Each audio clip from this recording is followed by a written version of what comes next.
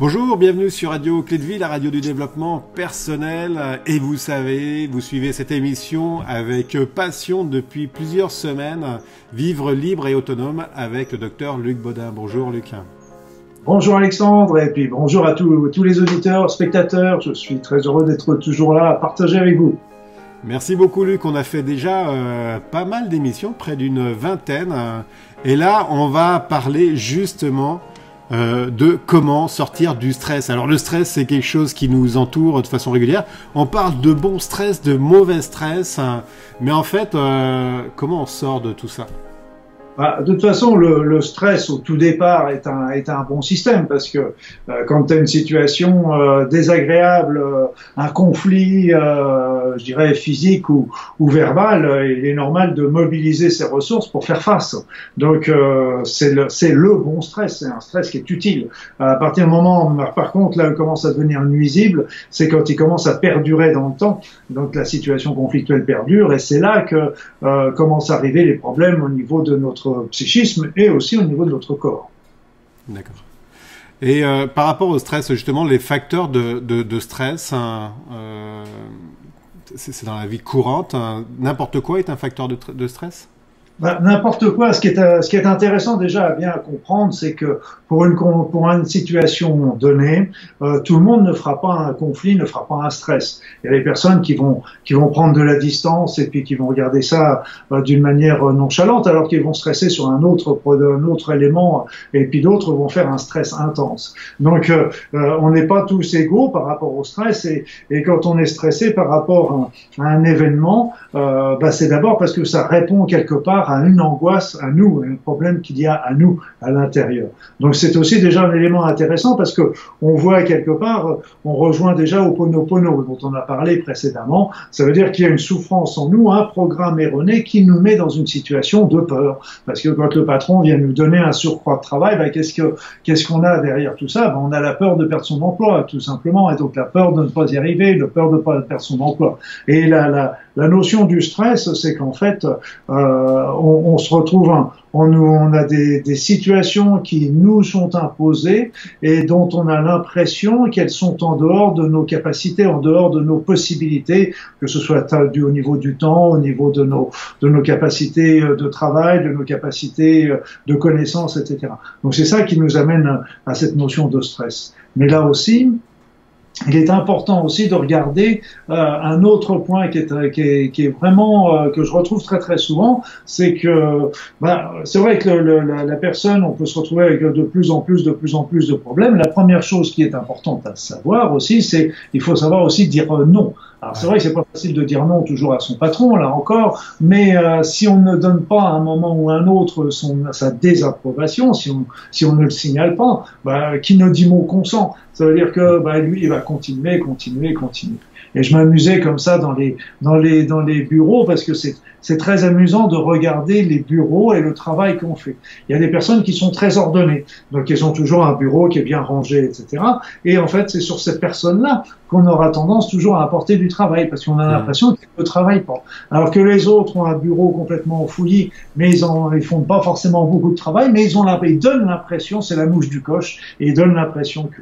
Donc il faut dire simplement de l'exprimer. On peut pas dire non à son patron, c'est évident, c'est gênant. Mais par contre dire attention là, parce que là tout ce que vous m'avez donné, je peux pas tout faire.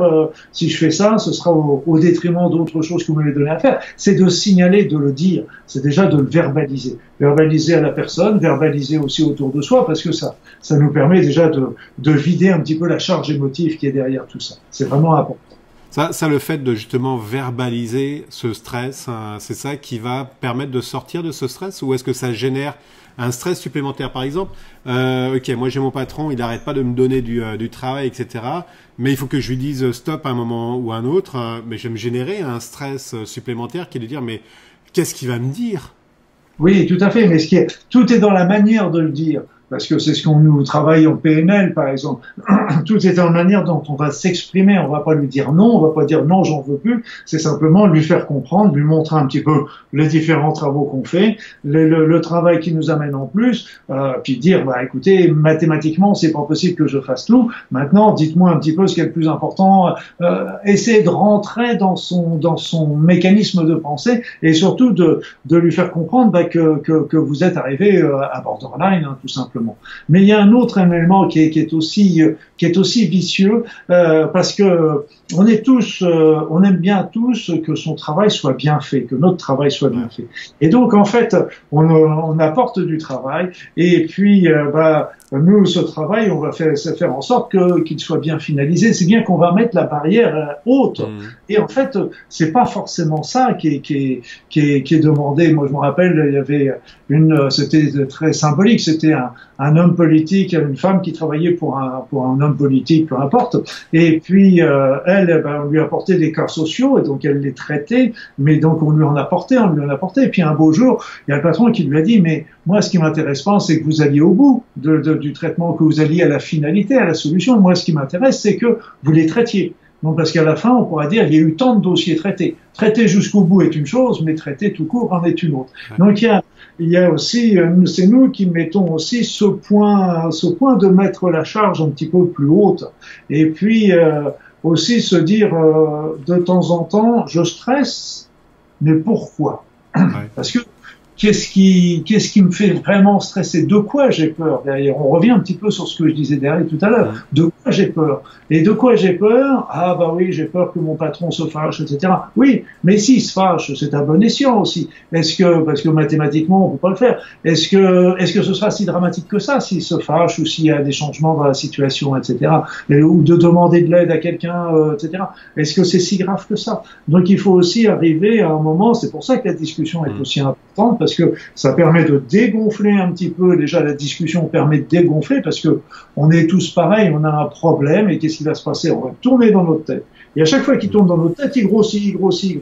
Puis à la fin, quand on le raconte à quelqu'un, on est obligé de le raconter d'une manière plus objective. Et donc, on s'aperçoit qu'en fin de compte, il est peut-être toujours gros, mais peut-être pas aussi gros qu'on avait fini par le croire dans notre tête. Donc et puis, de demander de l'aide, de le signaler, est toujours quelque chose d'important également. Et puis après ça, on a plein de petits éléments qui peuvent nous aider dans toutes ces situations qui sont, parce que moi je vois ça très très fréquemment dans tout ce qui est médecine, dans tous les corps de métier de la médecine, infirmières, aides-soignantes, kinés, médecins, ils sont tous. J'ai plein d'amis qui sont en burn-out. Donc je disais encore tout dernièrement, c'est pas plus tard que cette semaine, qu'il y avait 20% des étudiants en médecine en France qui ont pensé à un moment ou à un autre de se suicider. C'est énorme. Des pensées suicidaires. C'est énorme, je veux dire, des étudiants en médecine, je veux dire, où va-t-on, comme on dirait, où va-t-on? Donc, ça c'est le stress qui amène justement sur ces cas extrêmes de suicide ou de burn-out. Ce que je comprends, c'est que pour sortir du stress, il faut se poser, faire une introspection sur quel est le problème, et puis accepter de dire stop, ce qui n'est pas toujours évident. Hein. Ce qui n'est pas toujours évident de dire stop, parce que nous aussi, surtout en médecine, on a du mal à fermer le cabinet s'il y a quelqu'un qui est en train de sonner à la porte derrière, c'est une évidence. Donc, mais il faut aussi arriver aussi, on se retrouve dans des situations qui sont absolument dantesques. Et je dirais que moi, quand je travaillais aux urgences, je me retrouvais à devoir faire des alcoolémies pour les gendarmes. Je devais m'occuper des gens qui étaient complètement en coma alcoolique, etc. Je dirais, je m'excuse, mais ces gens qui sont en coma alcoolique, il devrait y avoir des centres spécialisés. Et puis nous, on a déjà bien à faire avec les gens qui viennent avec un infarctus ou avec des choses qui sont graves. Et en plus, ces gens qui sont alcooliques, qui sont en crise comme ça, ils deviennent très agressifs, ils mobilisent l'attention, ils mobilisent tout ça, alors que on a tellement d'autres cas qui sont, à mon sens, importants à soigner en urgence, et je trouve qu'il devrait y avoir aussi un dispatching qui devrait se faire d'une manière plus importante à ce niveau-là. Et donc, mais pour revenir à ce que tu disais, c'est vrai que le fait de prendre de la distance est important, est important, et aussi il y a la méditation qui est vraiment déjà un élément extrêmement intéressant parce que ça nous permet, on n'a pas besoin de le faire pendant des heures, mais faire ça pendant 3, 4, 5 minutes. On savait par exemple que autrefois, je ne sais pas s'ils le font encore parce qu'ils sont en crise économique, mais autrefois les Japonais payaient sur le premier quart d'heure de beaucoup de leurs employés, et donc étaient payés et ils passaient un quart d'heure à faire la méditation. Donc parce qu'en fin de compte, en faisant de la méditation, ils s'apercevaient qu'après les gens étaient beaucoup plus efficaces dans leur travail. Donc le quart d'heure qui était entre guillemets perdu par la méditation était largement retrouvé après. Alors, il y a des techniques comme l'EFT aussi, l'EFT qui est très très intéressante, l'Emotional Freedom Technique, on parle beaucoup de taping aux États-Unis, et ce sont des techniques qui permettent de lâcher déjà une partie de ce stress, parce que le problème du stress, c'est que plus on est stressé, moins on est efficace également. Oui, justement, oui.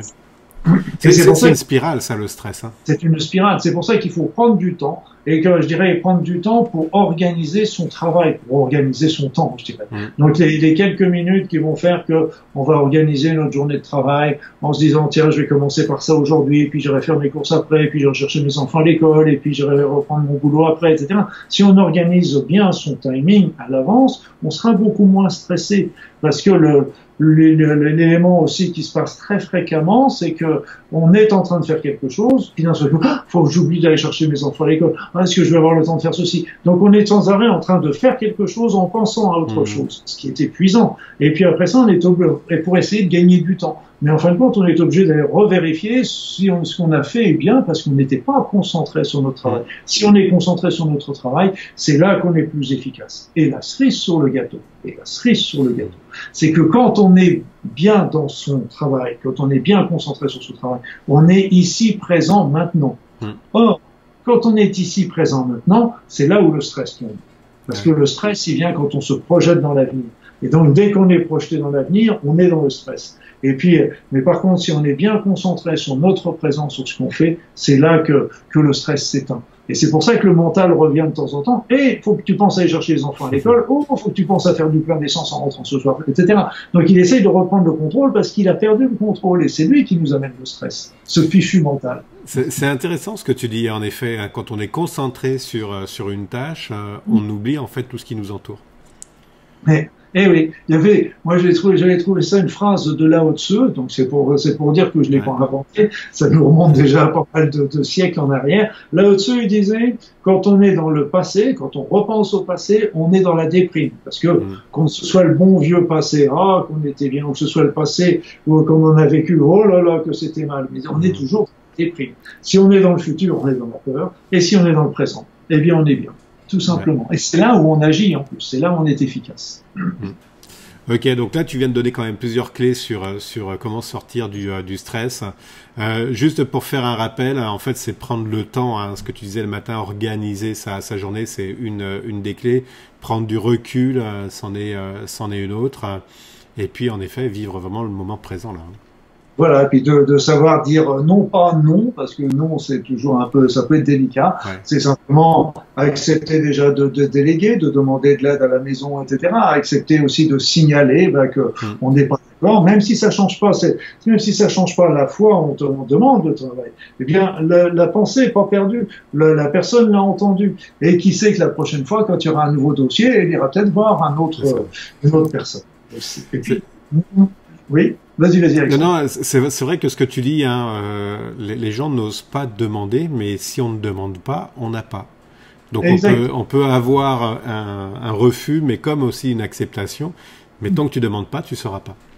Voilà, et tout est dans la manière de le demander, toujours pareil. Tout est dans la manière de le dire. C'est parce que si on dit là, je peux plus, je suis débordé, est-ce que tu peux t'occuper, je sais pas, d'aller sortir les poubelles? Je veux dire, c'est pas bon.